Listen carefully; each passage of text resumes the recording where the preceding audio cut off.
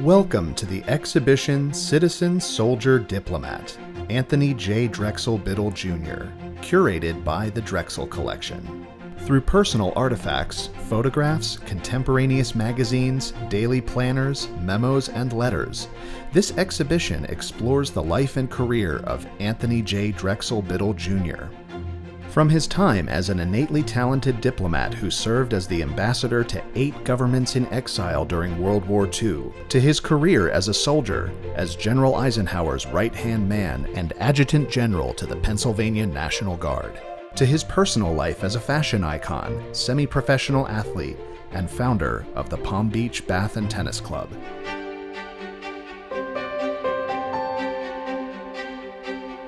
Anthony J. Drexel Biddle Jr.'s diplomatic career began when he was appointed minister to Norway in 1935 by President Franklin D. Roosevelt. He was then appointed ambassador to Poland in 1937. Biddle's exemplary handling of the German invasion of Poland at the beginning of World War II led to his appointment as the United States ambassador to Poland's government-in-exile, as well as ambassador extraordinaire and minister plenipotentiary to all of the other governments in exile, including Belgium, the Netherlands, Norway, Greece, Yugoslavia, Czechoslovakia, and Luxembourg. He also served as interim ambassador to France in 1940 and to the Free French through World War II. Biddle's career as a U.S. ambassador to governments in exile was spotlighted in a 9-page spread of Life magazine's October 4, 1943 issue, with Biddle on the cover. Life magazine wasn't the only publication to notice Biddle's achievements. As ambassador to more countries at one time than any other diplomat in history, Ripley's Believe It or Not gave him the distinction for most ambassadorships at one time. Through his career in the State Department, Biddle became a confidant and friend to a number of U.S. presidents, including Roosevelt, Hoover, Eisenhower, and Kennedy, as well as Winston Churchill and French President de Gaulle. Biddle received many signed photographs of these presidents dedicated to, quote, their friend Tony Biddle. The desk, folios, and office supplies in this case were all used by Anthony J. Drexel Biddle Jr. while working as an ambassador in Poland, France, and London. On the desk is the United States Embassy seal used by Anthony J. Drexel Biddle Jr. in Poland, which embodied the authority of the embassy during World War II. In October 2019, the seal was loaned to the History Meeting House in Warsaw, Poland for the exhibition Americans in Poland, 1919 to 1947. This marked the first time the seal was in Warsaw since the U.S. Embassy left Poland in 1939. Next to the original seal is a modern version presented to Biddle's son, Anthony J. Drexel Biddle III, by current U.S. Ambassador Georgette Mosbacher, when Biddle spoke at the exhibition's opening event. The desk and seal were some of the items Ambassador Biddle took with him when he fled Poland in 1939. Biddle was instrumental in assisting all U.S. citizens, many of Poland's Jewish civilians, and the Polish government in fleeing Poland during the German invasion in September 1939. Caravans of vehicles were piled high with luggage, furniture, paintings, rugs, and documents in preparation for leaving the country. USA was painted on the roofs of the vehicles as added protection against German bombers. By the ambassador's own account, this did not necessarily work. After a day or so of strafing, he announced a standard procedure to scatter the vehicles and shelter in roadside ditches upon the approach of enemy planes. The caravans first fled to Romania, where Biddle re-established diplomatic contact with the Polish government, accompanying them to Angers, France. When France fell in June 1940, the Biddles fled through Spain and then to the United States. But by February 1941, they were back in London, where he continued his duties as ambassador to the Polish government in exile, as well as other exiled governments. This photograph from the Associated Press in 1939 is one of the most famous of Anthony J. Drexel Biddle Jr., markedly not in one of his three-piece suits, loading up the vehicles while preparing to leave Poland. The U.S. Embassy seal was most likely carried by Biddle in a satchel, similar to the one in the photograph. The circular bulge in his briefcase may be the seal seen here. The rest of the displays in this portion of the exhibition are of artifacts from Biddle's life as an ambassador, including glassware used in the U.S. Embassy in Poland and a porcelain dinner service from the U.S. Embassy in Spain. The 20th century marble-top eagle tables are from a set of 4 which were all used in the U.S. embassies where Biddle worked. This photograph from 1943 is of Anthony J. Drexel Biddle Jr. with his nephew Tony Duke, a commander of an LST ship, his son Nicholas Duke Biddle, a paratrooper, and his nephew Angier Biddle Duke, a major in the U.S. Air Force, before they all took off for their various war posts. All of the men in the photograph engaged in D-Day and survived World War II. As an ambassador, Biddle was a mentor to a young John F. Kennedy, and after Kennedy became president, he appointed Biddle to his final position in the State Department as ambassador to Spain in 1961. This display is of several artifacts of Biddle and Kennedy's relationship over the years, including inauguration tickets and dinner invitations. While signed photographs are a great indication of Biddle's connections with United States politicians, his card file Rolodex from his time as ambassador in London and working with Supreme Headquarters Allied Expeditionary Force, or SHAEF, under General Dwight D. Eisenhower, contains impressive contacts including information for General Eisenhower himself, General George S. Patton, as well as contacts from 12 different countries and various American newspapers and broadcasting companies. In 1944, Biddle left the State Department in response to the decisions made during the Tehran Conference. Conflicted on moral grounds around the lack of support for the Polish government and their return to a free and democratic state, Biddle resigned all his diplomatic posts. He was promptly recalled to the U.S. Army by General Eisenhower and assisted with the return of the Western European governments in exile to their countries. In 1961, Biddle returned to the State Department with his last appointment as ambassador to Spain, which he served until shortly before his death in November 1961. Anthony J. Drexel Biddle Jr. enlisted in the U.S. Army during both World War I and World War II. He first enlisted in 1917 as a private, rising to the rank of captain in 1919. After Biddle served as an ambassador to several countries from 1935 through 1944, he re-enlisted in the Army in January 1944 as lieutenant colonel, promoted to colonel in May. During World War II, Biddle worked on General Dwight D. Eisenhower's staff at the Supreme Headquarters Allied Expeditionary Force, or SHAEF, as chief of the Allied Contact Division. SHAEF was the headquarters of General Eisenhower, the commander of the Allied forces, in Northwest Europe from 1943 until the end of World War II. SHAEF oversaw the largest number of formations between Allies committed in one operation on the Western Front, leading to the Normandy landings on June 6, 1944. In 1951, it became SHAPE. In this display is an issue of Collier's magazine from July 14, 1951, which highlights Biddle's career in SHAPE under General Eisenhower, touting Biddle as General Ike's Miracle Man. Also displayed are Biddle's general's hat and overseas caps, which he would have worn as a private and captain during World War I. At the end of World War II, Biddle attended the International Military Tribunal in Nuremberg, Germany on August 20th and 30th. His cousin, the Honorable Francis A. Biddle, formerly President Roosevelt's Attorney General of the United States, was the U.S. Justice on the court, appointed by President Truman. Biddle continued to work as a foreign liaison officer for the Department of the Army, raising to the rank of brigadier general. In the 1950s, he served as a special assistant to General Eisenhower at the Supreme Headquarters Allied Powers Europe, or SHAPE, and then as special assistant to the Army's Chief of Staff, General Matthew B. Ridgway, from 1953 until his retirement in 1955.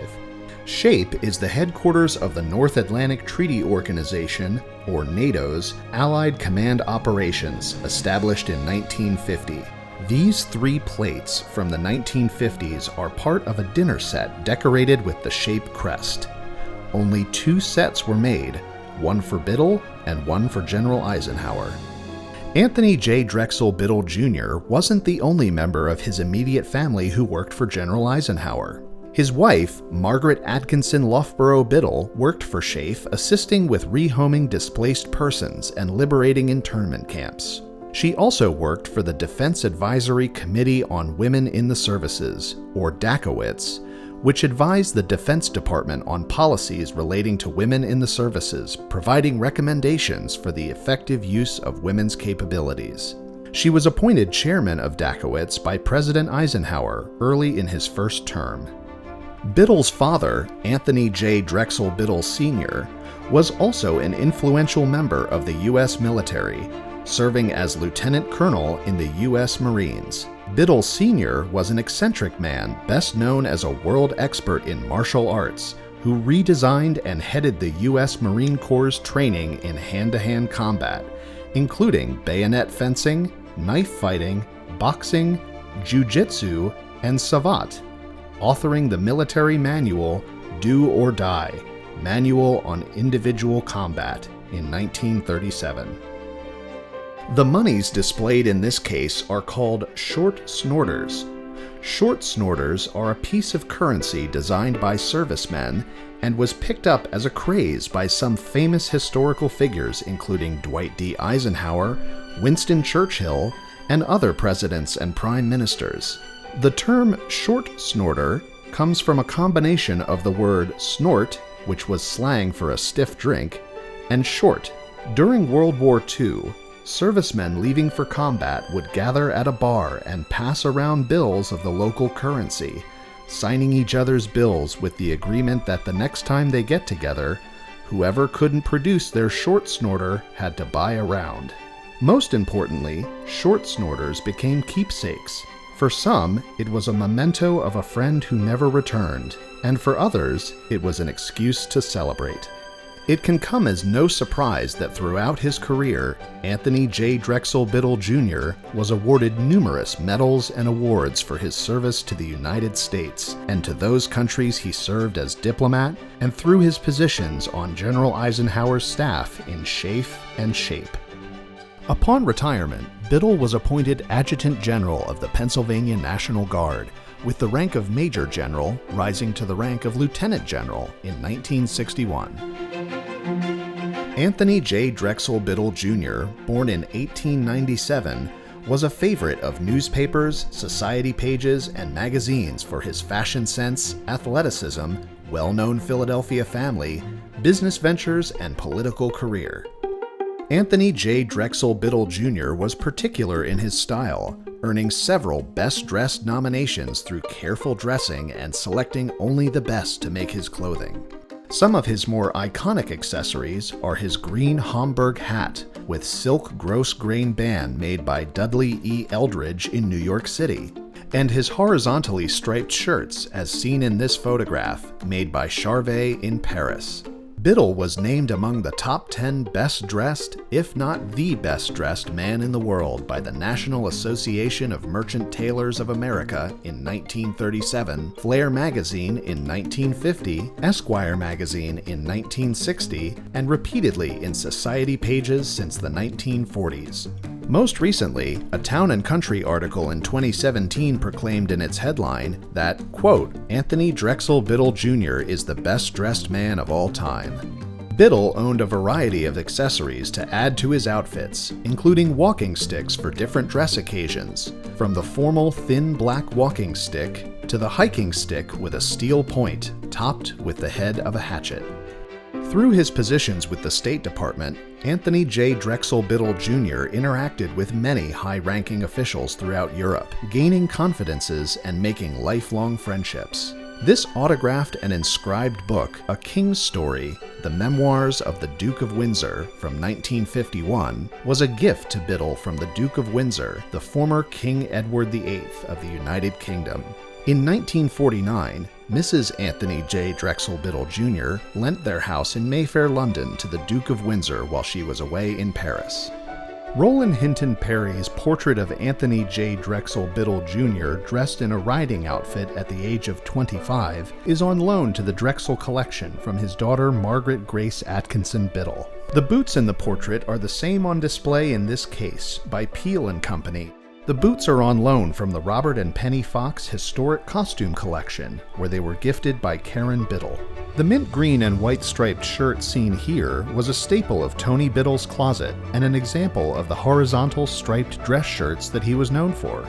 With the constant travel involved in Anthony J. Drexel Biddle Jr.'s career, luggage and toiletry sets were a common belonging of men of Biddle's stature, including pieces for shaving kits, tweezers, and general grooming equipment.